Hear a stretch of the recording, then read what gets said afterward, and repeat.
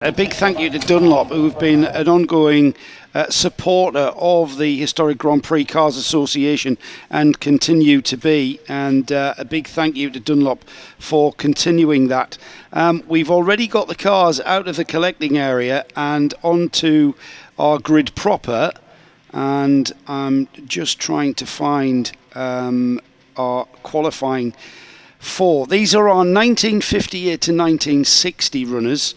And with Ray Mallock, who Michael reminded me and thanked us for the nice words, and reminded me, he said, Dad's not really that slow, or I think he said slouch, that might be my words, for 70. And Ray Mallock being 70. Yeah. Oh, my goodness. Yes. And, I'm as fit as strong. And fit as strong as Ray is. He's on the front row of the grid alongside Andrew Hibbert.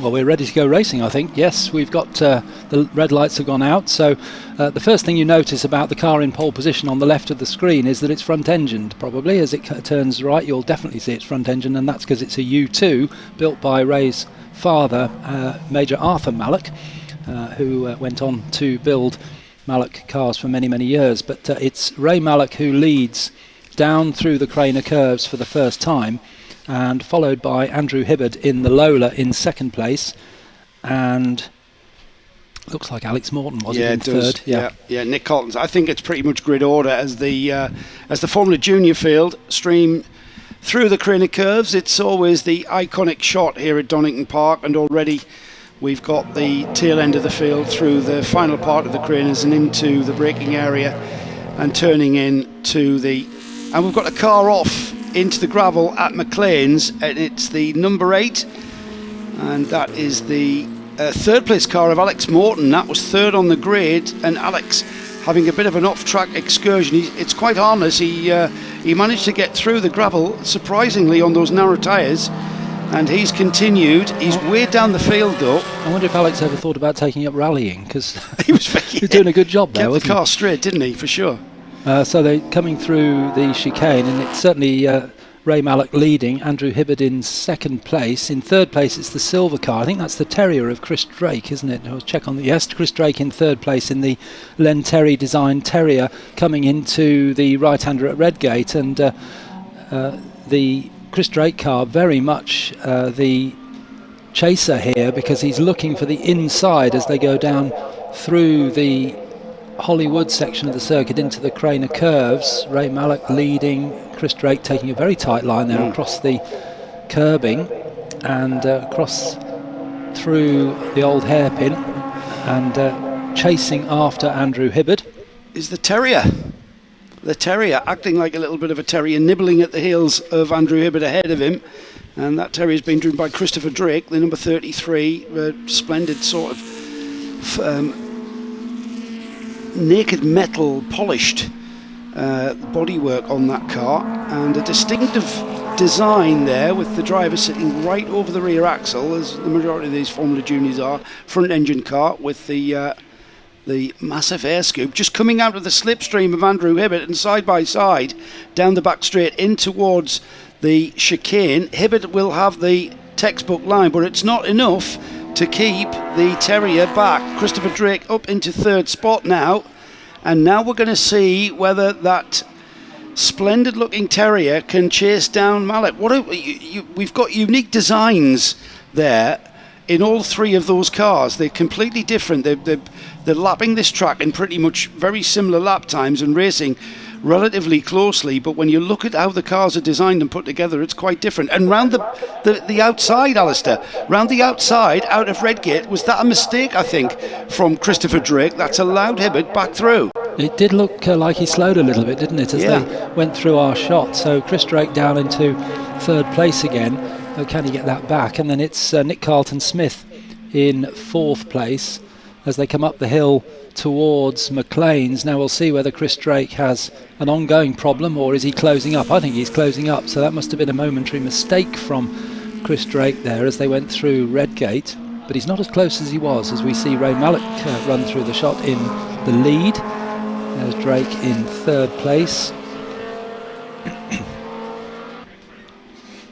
Now, you mentioned earlier that a lot of these Formula Junior cars started out, or the concept of Formula Junior started in Italy. That's right, yes. Yes, it was 1958. Count Giovanni Lurani. Count Johnny to his friends. Johnny Lurani, that's right, who decided that he could think about how to build a programme of races for cars that could take drivers through, perhaps even to Grand Prix racing, and that's what happened. It was enormously successful.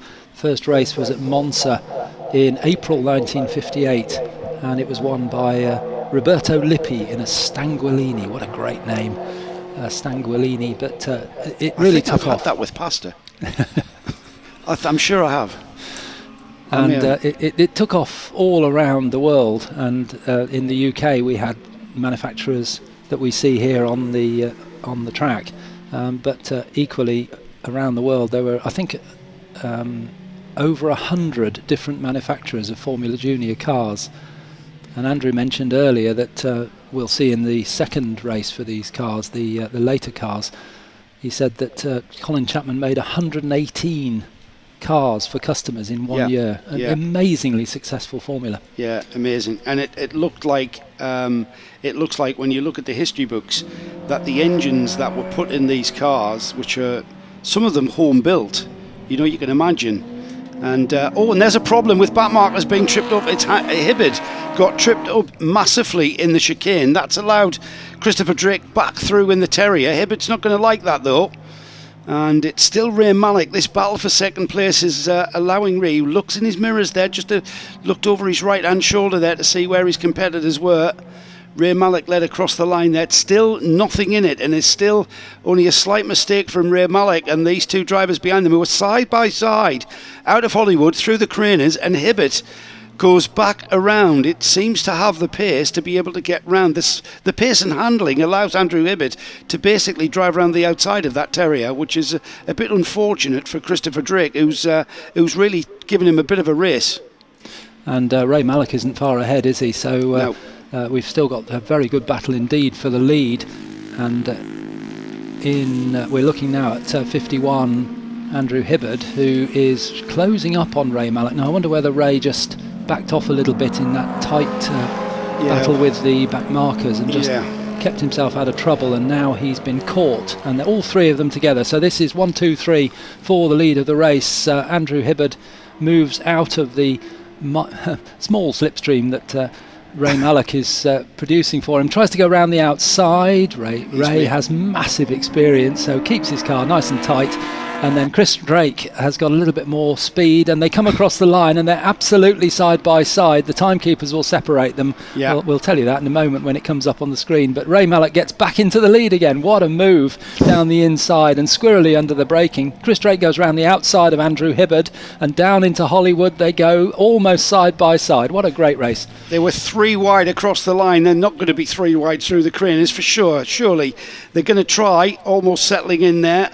Ray Malik now back into the lead. It's the Terrier of Christopher Drake there who's settled, and he locks a brake going into the old hairpin. Andrew Hibbard has to settle for third. It was a bit of a lottery there as the cars went 3 wide into, and there was the gap across the line. Hibbard showed in first place from Malik, from Drake, and there was little much than a couple of tenths between the first 3 there, side by side, 3 wide across the line.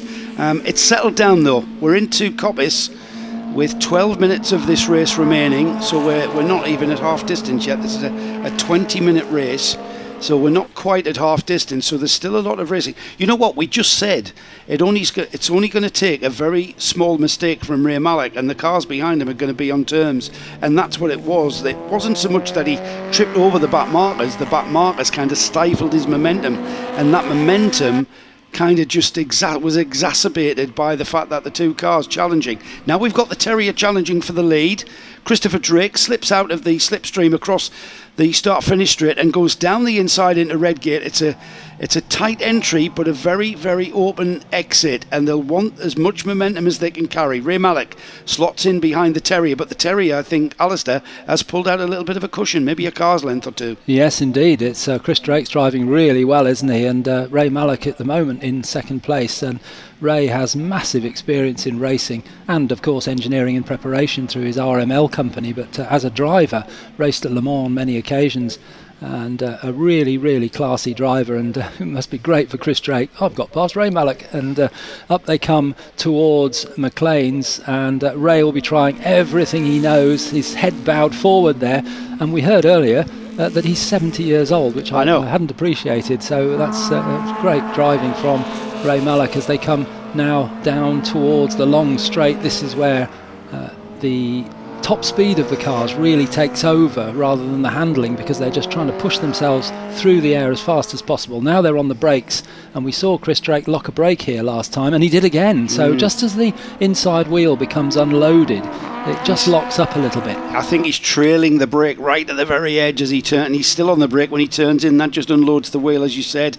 These three cross the line, absolutely nothing in it. It's Drake, Mallock and Hibbard across the line there. The bright silver, the polished aluminium bodywork of that number 33 Terrier, with Ray Mallock just working the wheel. He's got lots of momentum out of Redgate. Can he get round the outside into the craners? Not quite. He has to slot back in through the left-hand part. And let's not forget Andrew Hibbard, he's kind of taking a watching brief and just wondering what's going to happen to those two cars in front. Still plenty of race left to Alistair, 9.5 minutes. Absolutely, yes, this is a tremendous race, isn't it? And they're making their way through back markers as well, who are incredibly aware of what's going on around them, aren't they? Really good driving in this race. There's another driver who knows that they're there. He's keeping well out of the way.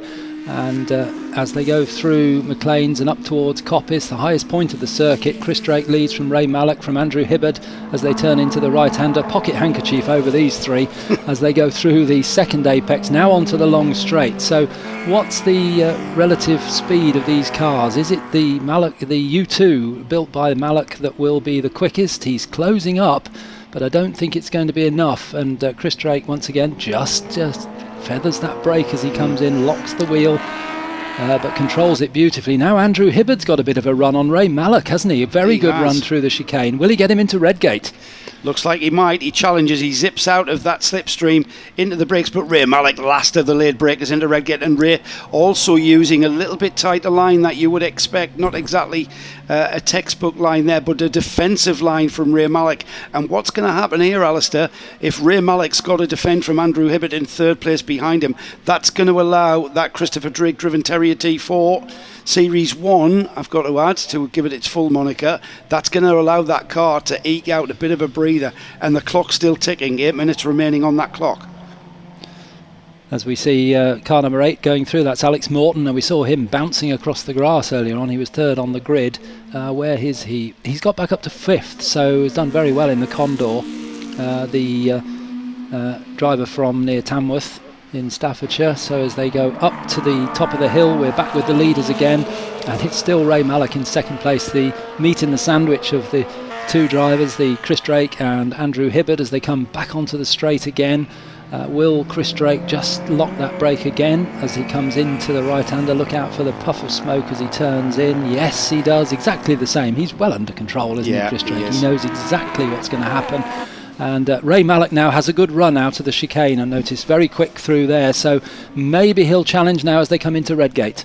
He's going to take the smoother line, the more textbook line, into Redgate as the leader of Christopher Drake, just a little bit narrower line into Redgate. That's going to stifle his momentum out of the corner, and they've also got markers. This is the Silverline Formula Junior Championship race. This is the race for the 1950 to 1960 Formula Juniors, and we've got some back markers to get around as they go through perhaps the trickiest part to get around back markers through the Craner curves. Has the Terrier been stifled? It looks like he might have. They're side by side, either side of a back marker there. That's going to waken that back marker up as the Terrier went to the left and the Mallock went to the right, and it's gone Mallock's way. But has it? The Terrier comes back on the inside. from McLean's, side by side up to Coppice. Now the Terrier has the inside line. Now Malek gets by down the inside of a back marker. That's going to trip those guys up at the front, and this may allow Hibbert to get on terms, because Hibbert's got the better line. He didn't have a back marker to trip over, whereas the other two in front of him did. Well, could be 3 wide again, Alistair. As they come down to the chicane, we've got another slower car in front, but I think he'll be out of the way by the time they get there. Andrew Hibbert on the outside, Ray Malek in the middle, Chris Drake on the inside as they turn into the chicane. Could you have a word with the clerk of the course? We'll have another 10 minutes on this race, please. Absolutely stunning race as they come down towards Redgate. Chris Drake leads, Ray Malek in second, Andrew Hibbert in third as they turn into the right-hander at Redgate. Ray Malek looking already, probably thinking, can I get him up into McLean's at the top of the hill? Because the move will start here somewhere as they go down the hill. Can he carry the speed through the old hairpin and then up the hill through Schwantz into McLean's? So down into the old hairpin they come. Chris Drake turns in, just a little bit of opposite lock as he turned in there. Ray Malek will have spotted that. He will see that he's right on the limit of adhesion. You've got to be quite brave to carry speed through that old hairpin. The car just wants to be, it's kind of like a magnet just being drawn to that gravel trap with the downhill entry to that corner. But like you said, that momentum, that chase of the leader started at Redgate, and that momentum he's carried all the way around this lap, all the way around this Donington Park circuit, up into Coppice, and now he'll continue that momentum out of Coppice. And will he get into the slipstream? Is there any slipstream? It's a very slippery design on that Terrier, and the more boxy shape, it cuts through the air very well. Down the inside goes Ray Malek. This is an outbraking manoeuvre, and Ray Malek has absolutely last of the late breakers into the chicane. 4.5 minutes approaching very rapidly, and Malek leads across the line. And Ray Malek looking in his mirrors there. Which way is Chris Drake going to go? Is he going to go inside or outside? And Ray says, I'll go for the inside, defend the line. There's a slower car that they're passing there. That's Graham Barron in the Gemini. And as they go down through Hollywood now, Ray Malek has the lead back from Chris Drake. Andrew Hibbert is still there, waiting in the wings as they come down. Oh, Ray Malek just caught out there a little bit, was going to go around the inside of that slower car, but ended up having to go around the outside. Chris Drake locks a brake quite a bit that time, so he's right on the edge, isn't he? And then Andrew Hibbert just behind. They've got through that little group of back markers now, clear track in front of them. It's all about momentum, isn't it? And Ray Malek was the one that paid the price. Sorry, not Ray Malek. It was Chris Drake paid the price of losing that momentum by having to get around those back markers at the very fast part of the circuit at the old hairpin. That's dropped him back into the attention of Andrew Hibbert as they come out of Coppice. Ray Malek's broke free. He looks in his mirrors and he wonders where Chris Drake has gone, and he's gone, he's disappeared, he's lost out massively with that lock brake. Ray though, he's pressing on, he locks a brake as he turns into the chicane, and the Terrier all over the curbs there. I think he's lost momentum as they come across the line. I think Andrew Hibbert might be in a chance to challenge here. 3.25 minutes to go, and that was unusual from Ray Malek. It was a really quite a serious lock up there into the chicane. Here comes Andrew Hibbert round the inside of Chris Drake. Can he get through? Chris Drake just carries on through the never-ending Redgate that leads into Hollywood and gets the place back again. So now they're going down the hill through the Craner curves. There'll be another chance for Andrew Hibbert, possibly up at McLean's. It's not usually an overtaking place into the old hairpin, just not enough room, and indeed he just stays behind. Now he's thinking he needs to keep that speed up so that he can close up as they go up the hill towards McLean's. And there goes Ray Malek up the hill through Schwantz into the right-hander at McLean's now. And he's happy, isn't he? He looks in his mirrors and he says, "Where have you boys gone?" They've gone. They're now tripping over one another, and that's much to the joy of Ray Malek. I'm pretty sure he's not thinking too much into that, though. He's going to have to keep his focus, because all it's going to take is an overshoot at the chicane or an overshoot down into the old hairpin, and those two cars behind him are going to be very much on his case. Ray Malek then in the U2, leading the Silverline Formula Junior Championship at the moment for the 1958 to 1960 Formula Junior cars. And what did I say? Alistair? Great drive from Christopher Drake. He's kept that momentum. He's broke free of Andrew Hibbert, and we have got a race into the final 2 minutes of the Silverline Formula Junior Championship.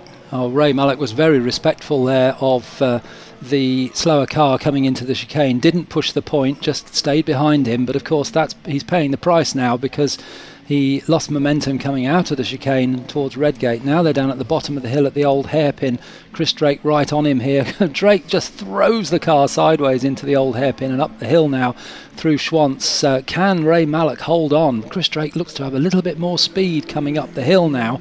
Will he go for a dive up what I call the Matt Neal line into McLean's, which is taking the tighter line through there? But no, there's no room, is there? And Ray Mallock holds on. And Ray's vast experience moving to the right of the track there just to get ready to pass that slower car, and they'll be coming on to the long straight. Now the question is, by taking that tighter line, has he stifled that Mallock's, that U2 I should say, straight line speed? And it looks like he has, as the Terrier comes down, but he's offline, he's on the left hand side, and he has made it stick. That was purely momentum coming out of Coppice.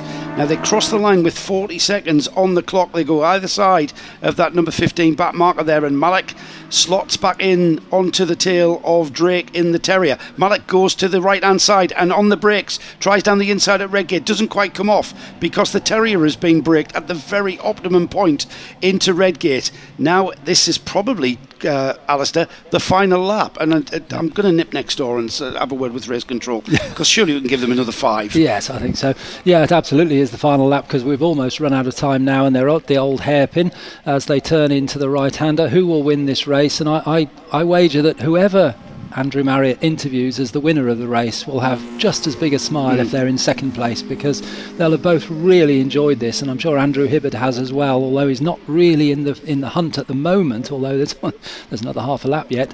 So they're coming through McLean's up toward Coppice. This is really Ray Mallock's point at which he's got to be closing up on Chris Drake so that he's got more momentum down the long straight. Just really one corner to go now, the chicane. You could say 2, a right and a left, and then it's the finish. So coming down the hill, they're coming towards the chicane. It looks to me as though Chris Drake might have this race.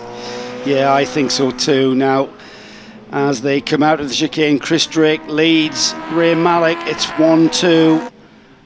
Are we seeing the checkered flag? We are indeed. We got that right. Chris Drake takes the win. Takes the Silverline Formula Junior Championship for 1958 to 1960 cars from Ray Mallock.